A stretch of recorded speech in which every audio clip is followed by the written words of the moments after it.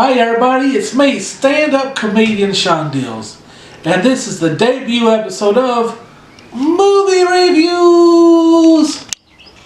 Okay, our first film we're going to review is the 2023 movie Knock at the Cabin.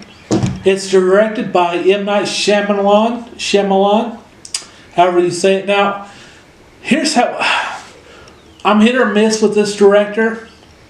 He has done good movies. Signs, great movie. Unbreakable and Split was great movies until he ruined it with a third movie, I think Glass, yeah. So, he's done a lot of horrible movies too. So, when I didn't know he directed it until I turned the movie on, and a little bit of me thought about turning it off just when I saw his name. But I decided not to do it, and so let's see how I feel about it. Now, this movie has three notable actors to me. Dave Bautista, huge wrestling fan, so always great to see a wrestler in a movie. Rupert Grant from the Harry Potter films was in this movie. And Jonathan Groff. I think that's how you say his name, Jonathan Groff. I don't know him super well, but I know he was in a show called Mindhunters, which I absolutely love that show. I was so sad that they're not, if they're going to make another season, it's going to be a couple of years from now. But anyway, point being, I love Mindhunters. So those three actors were in it, which was great. With all that being said, M. Night Shyamalan, I was kind of on the, when I saw his name on the when I started watching the movie, my standards went down here. So let's get to the point. Was the movie good? Yes, the movie was actually good. I was surprised. It had great acting. It's kind of predictable, but sometimes that's not a bad thing.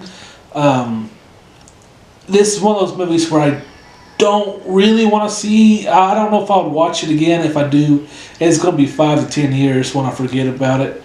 So it was a pretty good movie overall. I'm going to give this movie a 7 out of 10. And then as soon as the movie was over and I realized it was a good movie, I was like, I hope he doesn't make a sequel and ruin this one too, like he did with Unbreakable and Split.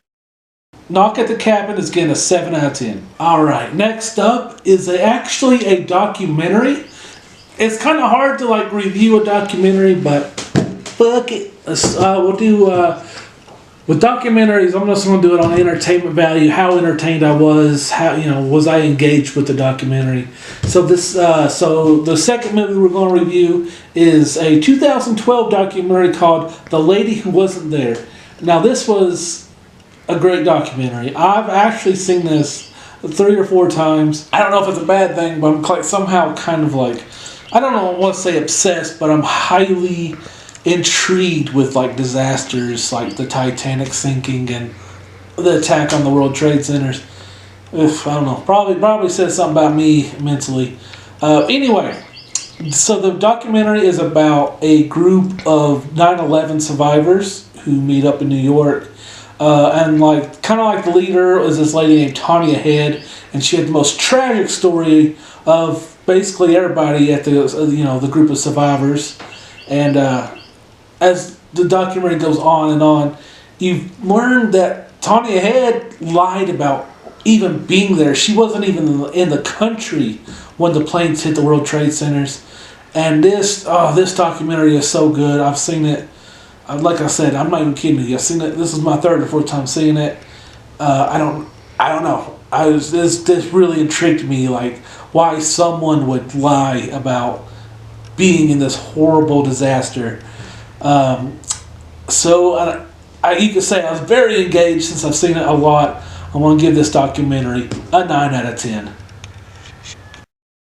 And our final film, the Texas Chainsaw Massacre, the 2022 version. If I'm not mistaken, this is the 3rd or 4th reboot. Fuck it, I think it's the 4th fucking reboot they done. This one was a Netflix exclusive. And let's see how this one did. Alright, so this movie takes place 50 years after the original Texas Chainsaw Massacre. And, boy, this movie it was hot and cold for me. Some things worked well, some things didn't. One thing I did like was that the main characters were siblings.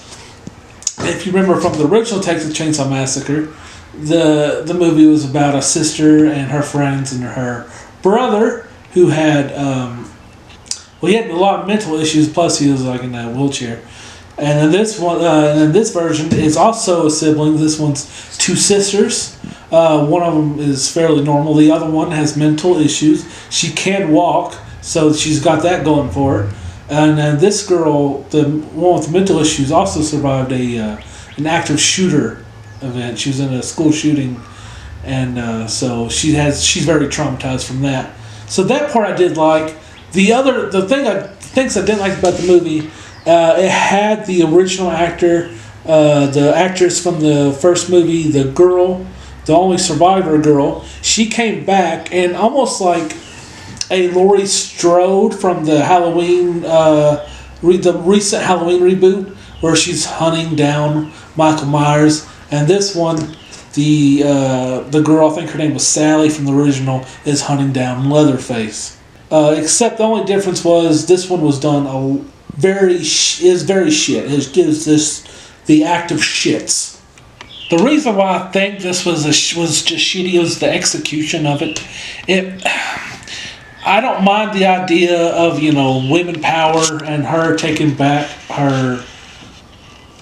I don't know what you'd call that. Just instead of being the victim, they're gonna step up like Laurie did in the 2018 Halloween. Except I thought that was done very well. This was not.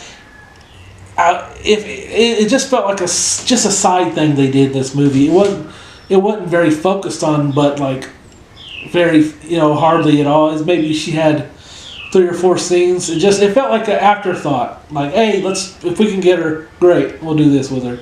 And it was just stupid. There was good kills in this movie. You always got that going for you. But for me, I felt like of all the reboots, this one I felt was my least favorite. But I mean, it had great kills, but some stuff is just absolutely ridiculous in this movie, and I love horror movies. It's probably my favorite movie genre.